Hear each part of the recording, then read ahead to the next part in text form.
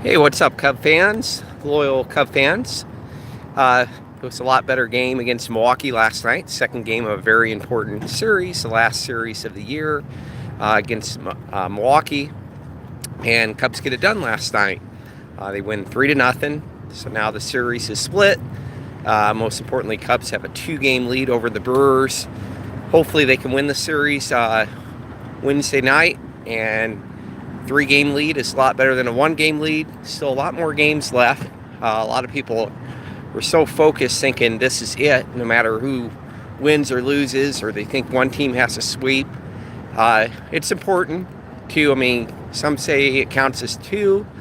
Not quite, but it counts as 2 as far as like a magic number. But it's just one of those things where you control your destiny with the win. 2, you don't have to depend on another team to beat the other team. Very important game. Cubs showed their pitching was great last night. Their defense was outstanding. Had some good at-bats. There's room for improvement. Playing against a good team. So Quintana got off to an excellent start. He had a no-hitter through 3 innings. Very pleased with that. And Cubs in the second inning scored a couple runs. They only got 1 hit, a pretty big hit by Caratini, got an RBI, had a good 10-pitch at bat. But Baez, who actually drew a walk, second day in a row he drew a walk, and he scored a run off of it. They tried to pick him off on second, and it was a bad throw, and then the runner on third got in to score. So good things happen when Baez gets on base. Like to see him. Most of the time he gets on base because of a hit, double, triple home run. But it's kind of funny. Last 2 times he walked, and it was way out of the zone. But Baez likes to swing at almost anything. But he seemed kind of a little bit mad that he got a bad pitch. It's like, it's all right, Baez. It's okay to draw a walk. Use your speed on the bases.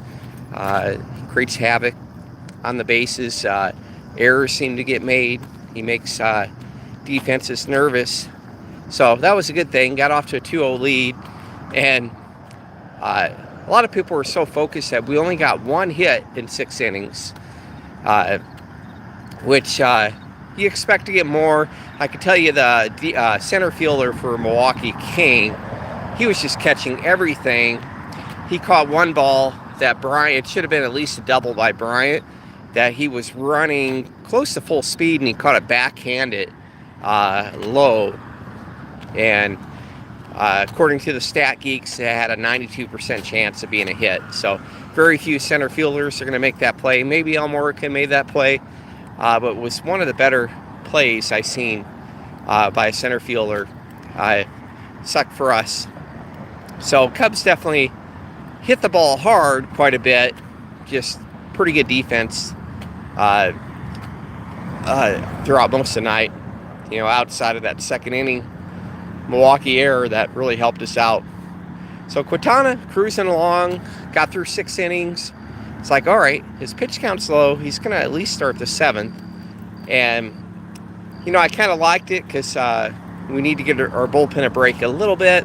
We used quite a number of those high leverage guys the first game.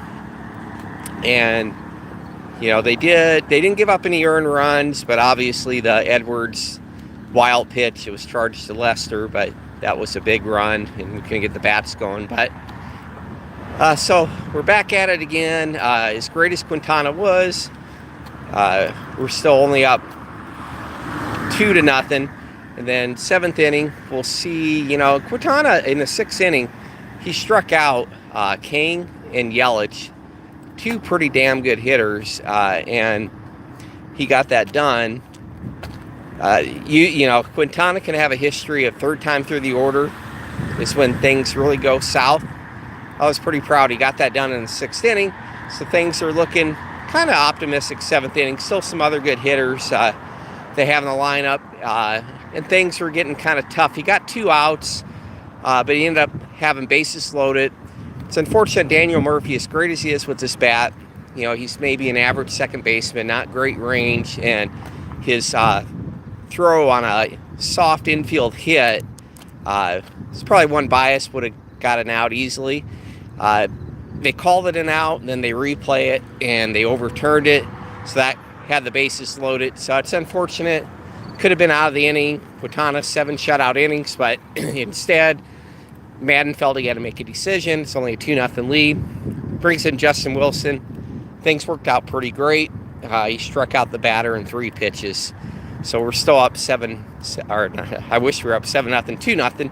We go to the bottom of the 7th, and Caratini, there was some criticism, like, why are you playing Caratini, La Stella, and Hap? This is a huge game. And I can kind of understand the Hap, although Elmore is hitting a little bit better, but he's not like hitting doubles, big RBIs. He's having some bad at-bats. So I think this is where we kind of miss Hayward, especially his hot bat. You could play him more, but we're not getting a whole lot out of Hap. La Stella seems like the theme for this year is pretty great as a pinch hitter. They try to bring him in to spot start, which you have to sometimes keep him fresh. He's just not getting it done when he's in the lineup. It's unfortunate. But the one guy that did get it done is Caratini. Madden kind of hinted he's open to putting in a non-regular guy, go with that hot hand. Maybe it's Caratini, I don't know. As much as I like Contreras, but Contreras has been struggling this month, and sometimes even making some defensive blunders as well. That's kind of Contreras. He's going to make some errors, but then he's going to pick guys off. It's kind of good in the bad, but his hitting isn't where we wish it would be, getting closer to October, down the stretch in September. So maybe a few more times Contreras will see the bench. That may help him get focused. Caratini, he's hitting around 260 now, but he comes up and gets some clutch hits at times. And 2 of the 3 RBIs, they're really the only RBIs because one of our runs were scored on an error. And so Caratini was kind of the offensive hero today, helping get 2 of the 3 runs. So that was pretty cool. He had one really nice 10-pitch at bat where he gets a hit. So 7th inning, Caratini got that other RBI. We're up 3-0. Feeling a little bit more comfortable, but not over yet. Especially we've seen some bullpen debacles, but we're going into the 8th inning, and we went with De La Rosa, lefty guy, and he got 3 outs in a row. Pretty cool. I don't think he didn't strike out anyone, but he got it done pretty quickly. So it's good to have, we're trying to figure that out. If Edwards can't quite get it going in high leverage situations, you can't always go with Chavez and Strop and Cizek. Sometimes you need to rest those guys. You need another guy. So maybe De La Rosa could help out. Looking at his stats, the only 2 games since he's been a Cub where he gave up a run, or one game he gave up 2 runs, was against Milwaukee, ironically, and he's put in this tough spot. So 3rd time was a charm. Didn't give up any hits, no walks, no runs. Got it done against Milwaukee. I would say his last time against Milwaukee, it was kind of that debacle 11-1 game where defense was just horrendous. So it wasn't quite all his fault, giving up those. I think it was 3 runs, but 2 runs were earned. But he may have got out of that quicker. That was unfortunate. But De La Rosa seems to be decent. I wouldn't quite trust him to be the 9th inning closer in a 1-run game. But he did get it done in the 8th. That was big. Cubs weren't able to add on any more insurance runs in the 8th. So it all comes down to 3 more outs in the 9th. We haven't seen Strop since the 6th. So he was off for like 4 days. And gave up no walks, no hits. Struck out the last guy. He did get some help by Russell. First play, probably a play most shortstops can make, maybe not the most routine.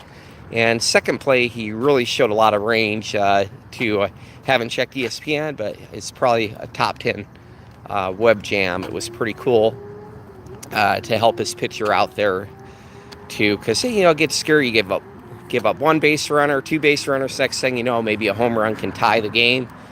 That would really suck how good we played. At least the pitching was great. The defense was great. And so Strop got it done. So that was pretty cool. And he should be available for tonight. If it's another dogfight, we just have to be in that situation, ideally, where we're up by one or more runs going to the ninth. So pretty exciting. People are calling it a must-win, not a must-win, but a big difference being tied opposed to two-game lead. So right now, Cubs have a two-game lead. They also played two less games, so potentially they could have a three-run lead. Not three-game lead. And every game is getting pretty critical, I would say, because we're down to like 18 games left or something. So pretty big. And then Cardinals won 2, so they're hanging in there. At least right now, they're the second wild card team. So Cubs have one more game tonight against Milwaukee. Hendricks versus Anderson. Hendricks 3.7 ERA, Anderson 3.95. Hendricks was looking good the first 3 innings, looking great, and things somewhat fell apart. But he's been pitching, not walking as many guys. A lot of games, no walks. I think last game was the first time he gave up a home run in a while. That's good that he's not giving up those on a regular basis like he was early on. He's obviously all about location. It helps when he gets those low corner strikes. There's been a lot of games where the umps haven't been giving him that, and then maybe he gets frustrated, gives it right there, and it's a home run or something. But I'm feeling more confident in Hendricks, but it's definitely a test. Milwaukee has some dang good at-bats, but I feel like this could be a higher scoring game. Haven't really studied the weather tonight in Chicago, but it'd be nice to win this series 2-1, be up 3 games opposed to 1. It's a better situation. Then we kind of go into what's interesting is a makeup game against Washington, which everything I'm reading about Hurricane Florence hitting the East Coast and hitting at least a few hours away from D.C. There should be a lot of rainfall Thursday night. That's what I'm seeing on the forecast. High winds. The front office of the Cubs, they really want to just cancel that game or move it to like October 1st. And I could see, like, if we know the weather's going to be bad, why do you have to get on a plane, get there, wait around 3, 4, 5 hours, 5, 6 hours? That gets exhausting too. And then you might be stuck at the airport. Airports might be closed down. You have a game the next day at Chicago. You got to figure out how to get home. It's going to be a challenge with the flights. A lot of places, I believe the politicians declared it a state of emergency in D.C., but yet MLB hasn't made an announcement. It was asked on a radio show, Crane in the front office for the Cubs, like, can they play in a neutral site too, which seems like common sense. Cubs done that before when there's a hurricane in Houston. We ended up playing at Milwaukee. I don't know how that works with lost revenue and at a neutral site, all that. But, safety first, and that's really it seems like a smart option instead of extend the season. That's kind of the negative. Say Cubs get the wild card. They play on October 1st. They could play on either October 2nd or October 3rd. They would have either no day off or 1 day off if they won that game. And then you play in a wild card. It'd be really dicey, too, if we really needed that game at the end of the year. Hopefully, if we do have this October 1st game, we have the Division One, more than one game, and then we could just start a lot of guys that aren't going to be on the non-playoff roster. Like, we can maybe start Mills. We could have Taylor Davis catch. We could even play Gore. We can just... we'll probably have to still play a lot of position players. We didn't call up that many, but we could bench quite a bit of guys, to get through the game, and the results wouldn't really matter. Heck, pitch Dylan Maples and Garcia or But terrible weather in D.C. I did notice they're on the road to play Philadelphia, so they kind of have a bus ride if they, if the planks are shut down or can't drive back in floods. But their game on Monday was rained out in Philadelphia. Weather was good enough where they were able to get the doubleheader in. So that's just wondering, like, how many games is Washington going to be short? And they beat Philadelphia twice, so they're not quite out of it. They're kind of on life support, but it looks like Braves had that division won, but they could try to get back in the wild card because Dodgers are kind of leaving the door open. Well, Dodgers right now are out. They're like 3 games behind the Cardinals, but so they still have quite a bit of winning to do. But I give them credit too. They're out there. They beat us 2 out of 3. They beat Philadelphia 2 games in the series right now. Philadelphia's not looking good. Atlanta's pulling away like maybe 4.5 or 5 games in the division. And Philadelphia's fallen back quite a bit in the wild card race. So we'll find out. Hopefully today's Wednesday the 12th. Hopefully we get some good intense news about how they want to handle this Thursday makeup game. If they just decide to postpone it a day early, and so that way Cubs don't have to get on a plane, get stuck there. They are planning ahead to move the Friday scheduled 1:20 game at home against the Reds back, maybe 3 or 4. They may not be able to do a night game. There's certain restrictions by the city and how parking's kind of a mess and stuff like that. In Chicago is why they don't have as many night games. The front office wants to push to have more night games, but they're having trouble getting the politicians involved and everything that needs to get involved with that. They kind of complain that we have more restrictions than other teams and could put us at a competitive disadvantage, but still have to play the game. So we'll see what happens. But no matter what, they're planning on pushing back that Friday game. They're supposed to be letting season ticket holders and planning accordingly to give good courtesy to the fans.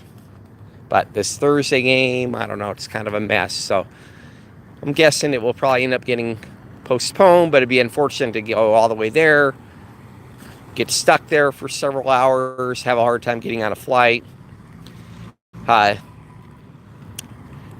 So we'll see what happens later Wednesday with that decision. It's getting pretty exciting this time of year. We'll hopefully have some more great news after the Cubs Wednesday game against Milwaukee. Go Cubs, go.